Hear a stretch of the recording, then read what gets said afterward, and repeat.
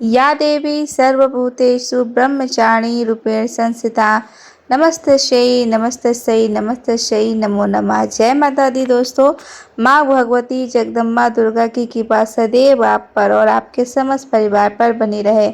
आज हम चैत्र नवरात्रि के दूसरे दिन हैं, तो आज हम आपको सुनाने वाले हैं दुर्गा सप्तशती का दूसरा और तीसरा अध्याय। हाँ जी, जो भक्त पहले से यह पाठ सुनना प्रारंभ कर चुके हैं उनसे अनुरोध है कि प्रतिदिन आप लोग यह पाठ जरूर सुन लीजिएगा, क्योंकि जब हम कोई भी पाठ सुनते हैं या करते हैं तो उसे पूरा सुनना और करना चाहिए, तभी हमें उसका लाभ मिलता है और अधूरा सुनने का दोष भी लगता है। यह माँ भगवती दुर्गा आपके मन और ध्यान करते हुए आइए दूसरे और तीसरे अध्याय का पाठ करते हैं। इस अध्याय में देवताओं के तेज से देवी का प्रादुर्भाव और महिषासुर की सेना के वध का वर्णन किया गया। ऋषि कहते हैं, पूर्व काल में देवताओं और असुरों से पूरे 100 वर्षों तक घोर संग्राम हुआ था।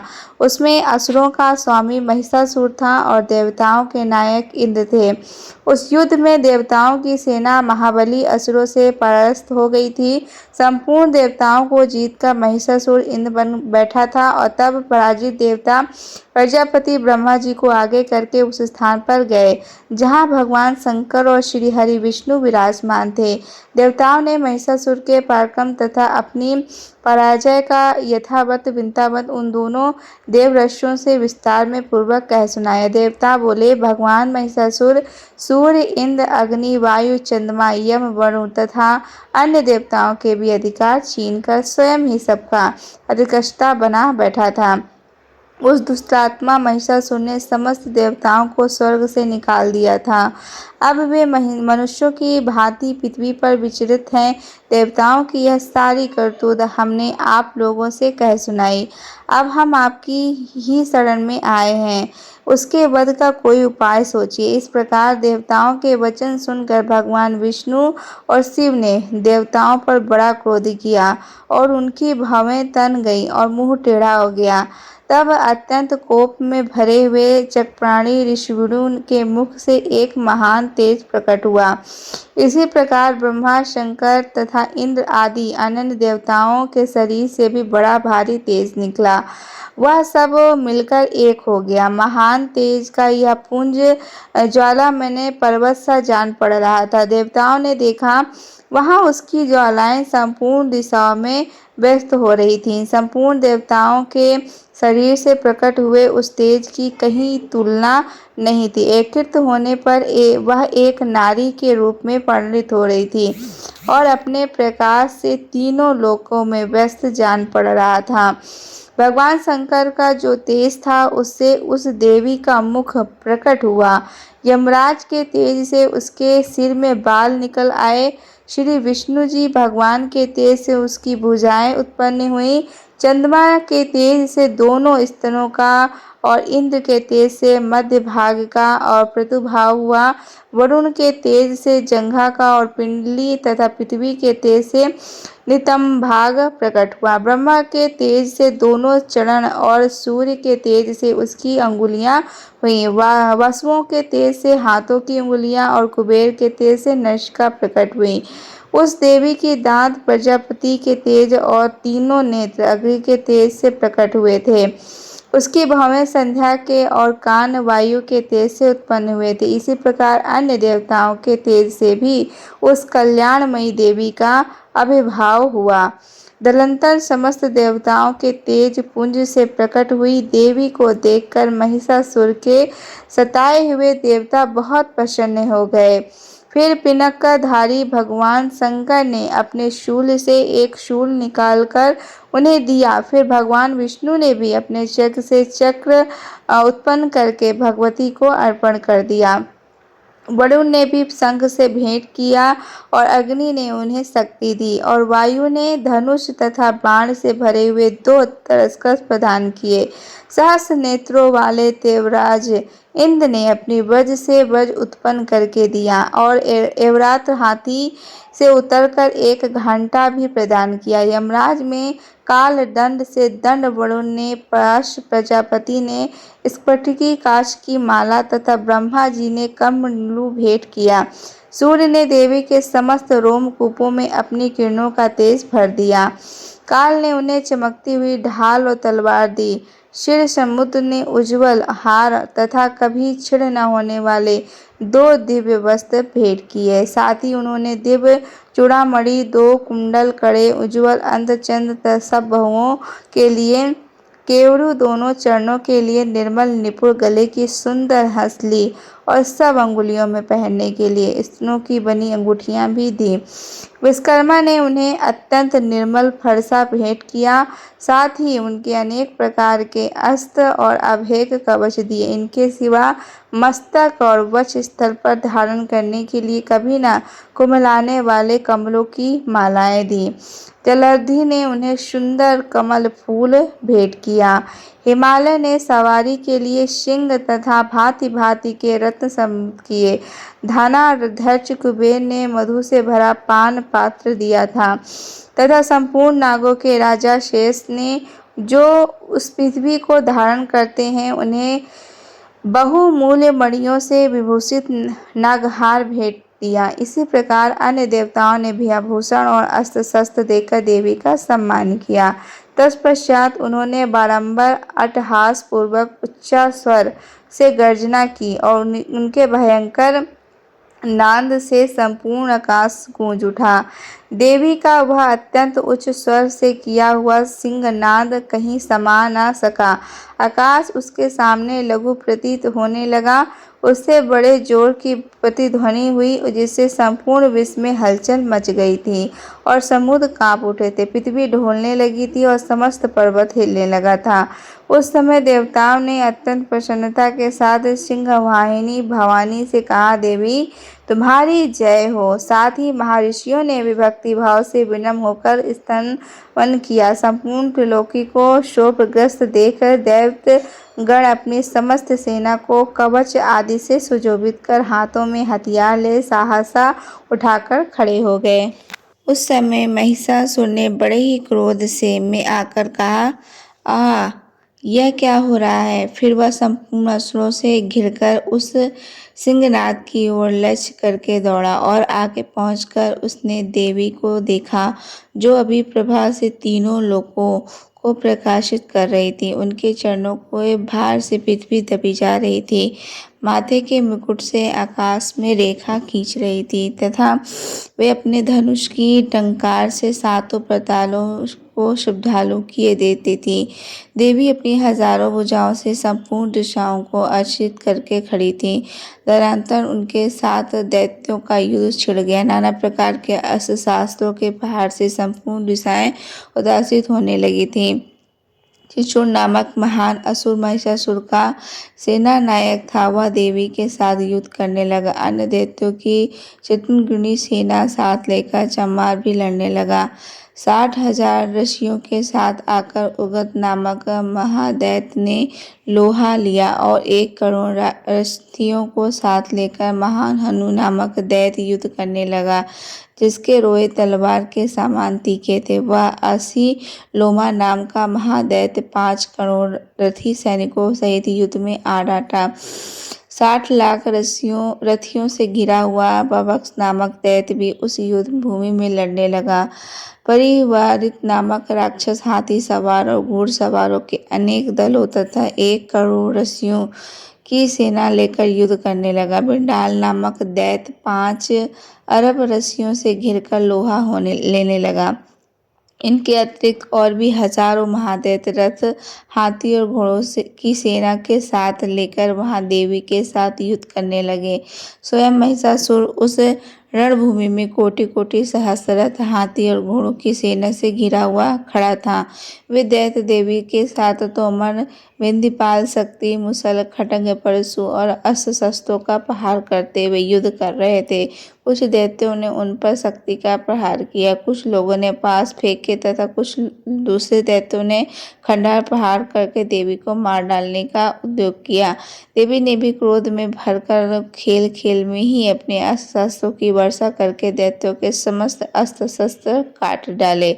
उनके मुख पर परिश्रम था या थकावट का रंच मंत्र भी चिन्ह नहीं था। देवता और ऋषि उनकी स्तुति करते थे और वे भगवती परमेश्वरी दैत्यों के शरीर पर अस्त्र शस्त्रों की वर्षा करती रहीं। देवी का वाहन सिंह भी क्रोध में भरकर गर्दन के बालों को हिलाता हुआ असुरों की सेना में इस प्रकार विचरने लगा मानो वनों में दानव नल फैल रहा हो। रणभूमि में दैत्यों के साथ युद्ध करती हुई अंबिका देवी ने जितने निशाचर छोड़े वे सभी तत्काल सैकड़ों हजारों गणों के रूप में प्रकट हो गए और परशु, भिंडीपाल, खंडक तथा फटिस आदि अस्त्रों द्वारा असुरों का सामना करने लगे। देवी की शक्ति से बड़े हुए वे गण असुरों का नाश करते हुए नगाड़कर और शंख आदि बजाने लगे। उस संग्राम महोत्सव में कितने ही गण मृदंग बजा रहे थे। तदनंतर देवी ने त्रिशूल से, गदा से, शक्ति की वर्षा से और खड्ग आदि से सैकड़ों महादैत्यों का संहार कर डाला। कितनों को घंटों के भयंकर नाद से मूर्छित करके मार गिराया। बहतूत दैत्यों को पास से बांधकर धरती पर घसीटा। कितने ही दैत्य उनकी तीखी तलवार की बार से दो दो टुकड़े हो गए। कितने ही गदा की चोट से घायल धरती पर सो गए। कितनी ही मासूल की मार से अत्यंत आहत होकर रक्त वमन करने लगे। कुछ दैत्य शूल से छाती फट जाने के कारण पृथ्वी पर ढेर हो गए। उस रंगगण में ब्राह्मण समूह की वृष्टि से कितने ही असुरों की कमर टूट गई। बाज की तरह छटपटाने वाले देवपीड़क दैत्यगण अपने प्राणों से हाथ धोने लगे। किन्हीं की बाहें छिन्न भिन्न हो गईं तो कितनों की गर्दन कट गई। कितनों ही दैत्यों के मस्तक कट कट करके गिरने लगे। कुछ लोगों के शरीर मध्य भाग में ही विदीर्ण हो गए। कितने ही महादैत्य जांघें कट जाने से पृथ्वी पर गिर पड़े। कितनों को ही देवी ने एक बांह, एक पैर और एक नेत्र करके दो टुकड़े में चीर डाला। कितने ही दैत्य मस्तक कट जाने पर गिरकर फिर उठ जाते और केवल धड़ के ही रूप में अच्छे अच्छे हथियार हाथ में ले देवी के साथ युद्ध करने लगते थे। कुछ दूसरे कदम युद्ध के बीच बाजों के लय पर नाचते थे। कितने ही बिना सिर के धड़ हाथों में खंडन, शक्ति और सृष्टि लिए दौड़ते थे तथा दूसरे महादैत्य ठहरो ठहरो यह कहते हुए देवी को युद्ध के लिए ललकारते रहे। जहाँ वह घोर संग्राम हुआ था वहाँ की धरती देवी के गिराए हुए रथ, हाथी, घोड़े और असुरों की लाशों से ऐसी पट गई थी कि वहाँ चलना फिरना असंभव हो गया था। दैत्यों की सेना में हाथी, घोड़े और असुरों के शरीर से इतनी अधिक मात्रा में रक्तपात हुआ था कि थोड़ी ही देर में वहाँ खून की बड़ी बड़ी नदियाँ बहने लगीं। जगदम्बा ने असुरों की विशाल सेना को क्षण भर में नष्ट कर दिया। ठीक उसी तरह जैसे तीर्ण और काठ के भारी ढेर को आगे कुछ क्षणों में भस्म हो रहा था। और वह सिंह भी गर्दन के बालों को हिला हिलाकर जोर जोर से गर्जना करने लगा था। दैत्यों के शरीरों में मानो उनके प्राण चुन लेता था। वहाँ देवी ने गणों ने भी उन महादैत्यों के साथ ऐसा युद्ध किया जैसे कि आकाश में खड़े हुए देवता गण उन पर बहुत संतुष्ट हुए और फूल बरसाने लगे। इस प्रकार श्रीमद्भागवत पुराण में षड्विक मनवंतर की कथा के अंतर्गत देवी महात्म्य में महिषासुर की सेना का वध नामक दूसरा अध्याय पूरा हुआ। अब आइए श्रवण करते हैं दुर्गा सप्तशती का पाठ, तीसरा अध्याय। इस अध्याय में बताया गया है कि महिषासुर के सेनापतियों सहित उसके पूरे राज्य को महिषासुर का वध वर्णन किया गया। ऋषि कहते हैं दैत्यों की सेना को इस प्रकार तहस नहस होते देख महादैत्य सेनापति शीघ्र क्रोध में भरकर अंबिका देवी से युद्ध करने के लिए आगे बढ़ा और वह असुर रणभूमि में भी देवी के ऊपर इस प्रकार बाणों की वर्षा करने लगा जैसे बादल में मेरुगिरी के शिखर पर पानी की धार बरसा रहा हो। तब देवी ने अपने बाणों से उसके बाण समूह को अनायास काट कर उसके घोड़ों और शरीर को भी मार डाला। साथ ही उसके धनुष तथा अत्यंत ऊंची ध्वजा को भी तत्काल काट गिराया। धनुष कट जाने पर उसके अंगों को अपने बाणों से बींध डाला। धनुष, रथ, घोड़ों और शरीर के नष्ट हो जाने पर वह असुर ढाल और तलवार लेकर देवी की ओर दौड़ा। उसने तीखी धार वाली तलवार से सिंह के मस्तक पर चोट करके देवी की भी बाईं भुजा में बड़े ही वेग से प्रहार किया। राजन देवी की वहां पर पहुंचते ही वह तलवार टूट गई। फिर तो क्रोध से लाल आंखें करके उस राक्षस ने शूल हाथ में लिया और उसे उस महादैत्य ने भगवती मदकाली के ऊपर चलाया। वह शूल आकाश से गिरते हुए शूल मंडल की भांति अपने तेज से प्रज्वलित हो उठा। उस शूल को अपनी ओर आते देख देवी ने भी शूल का प्रहार किया। उससे राक्षस के शूल के सैकड़ों टुकड़े हो गए। साथ ही महादैत्य शिक्षुक की भी धज्जियां उड़ गई। वह प्राणों के साथ धो बैठा। महिषासुर ने सेनापति और उस महापराक्रमी शिक्षुक के मारे जाने पर देवताओं को पीड़ा देने वाला चमार हाथी पर चढ़कर आया। उसने भी देवी के ऊपर शक्ति का प्रहार किया, किंतु जगदम्बा ने उसे अपने हुंकार से ही आहत एवं निष्प्रभ करके तत्काल पृथ्वी पर गिरा दिया।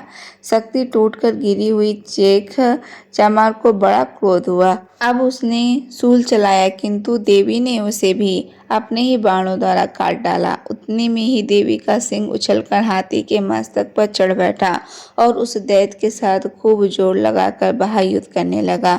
वो दोनों लड़ते लड़ते हाथी से पृथ्वी पर आ गिरे और उसके बाद अत्यंत क्रोध में भरकर एक दूसरे पर बड़े भयंकर से प्रहार करते हुए लड़ने लगे। दंतन सिंह बड़े वेग से आकाश की ओर उछला और उधर से गिरते समय उसने पंजों की मार से चमार का सिंह धड़ से अलग कर दिया। इसी प्रकार उगद भी शिला और विष आदि की मार खाकर रणभूमि में देवी के हाथ से मारा गया तथा कराल में दांतों, मुक्कों और थप्पड़ों की चोट से धराशायी हो गया। क्रोध में भरी हुई देवी ने गदा की चोट से उद्धत कचमूर निकाल डाला।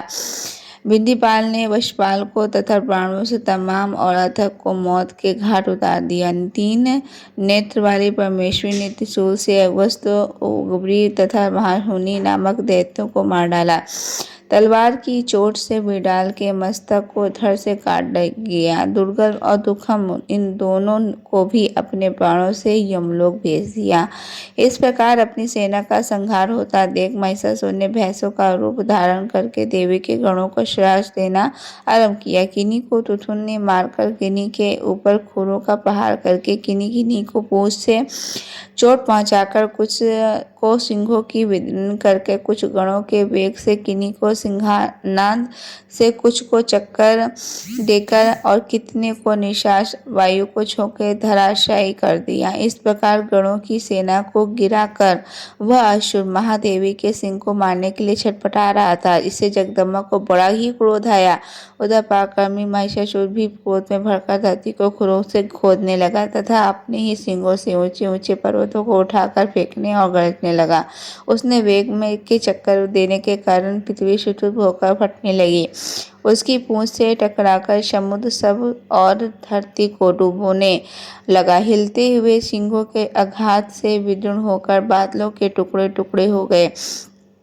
उसके श्वास की प्रचंड वायु के वेग उड़े हुए सैकड़ों पर्वत आकाश से गिरने लगे। इस प्रकार क्रोध में भरे हुए उस महादैत्य को अपनी ओर आते देख चंडिका ने उस वध करने के लिए महान क्रोध किया। उन्होंने प्राश फेंककर उस महान असुर को बांध लिया। उस महासंग्राम में बंध जाने पर उसने भैंसे का रूप त्याग दिया और तत्काल सिंह के रूप में वह प्रकट हो गया। उस अवस्था में जगदम्बा ज्यों ही उसका मस्तक काटने के लिए उगत हुई, त्यों ही वह खड्गधारी पुरुष के रूप में दिखाई देने लगी।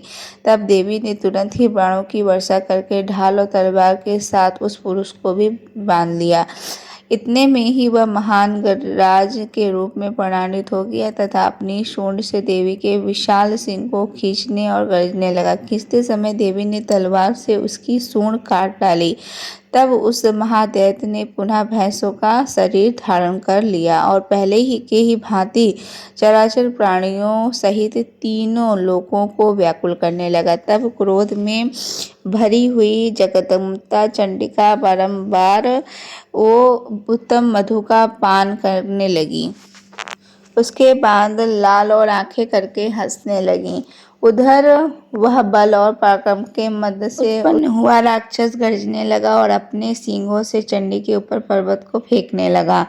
उस समय देवी अपने प्राणों के समूह से उसके फेंके हुए पर्वतों को चूर करती हुई बोली। बोलते समय उनका मुख मधु के मद से लाल हो रहा था और वाणी लखड़ा रही थी। देवी ने कहा, ओ मूढ़, मैं जब तक मधु पीती हूँ तब तक तू क्षण भर के लिए खूब गरज ले। मेरे हाथ से यही तेरी मृत्यु हो जाने पर अब शीघ्र देवता भी गर्जना करेंगे। ऋषि कहते हैं, यूं कहकर देवी उछली और उस महादैत्य के ऊपर चढ़ गई। फिर अपने पैर से उसे दबाकर उन्होंने शूल से उसके कमर में आघात किया। उनके पैर से दबा होने पर भी महिषासुर अपने मुख से दूसरे रूप को बाहर होने लगा। अभी आधे शरीर से ही वह बाहर निकल नहीं पाया था कि देवी ने अपने प्रभाव से उसे रोक दिया। आधा निकाला होने पर भी वह महादैत्य देवी से युद्ध करने लगा। तब देवी ने बहुत बड़ी तलवार से उसका मस्तक काट गिराया। फिर तो हाहाकार करते हुए दैत्यों की सारी सेना भाग गई तथा संपूर्ण देवता अत्यंत प्रसन्न हो गए और देवताओं ने देव महर्षियों साथ दुर्गा देवी का स्तुति किया। गंधर्व राज गाने लगा तथा अप्सराएं नृत्य करने लगी। इस प्रकार श्री कार्त्मण्य पुराण में सार्वजनिक मनवंतर की कथा के अंतर्गत देवी का महात्म्य में महिषासुर वध नामक तीसरा अध्याय पूरा हुआ। जय माता दी दोस्तों, अगर वीडियो आप सभी को पसंद आई होगी तो लाइक कर दीजिएगा, कमेंट सेक्शन में जय माँ भगवती लिखकर जरूर जाइएगा, चैनल को सब्सक्राइब कर लीजिएगा। जय माता दी दोस्तों।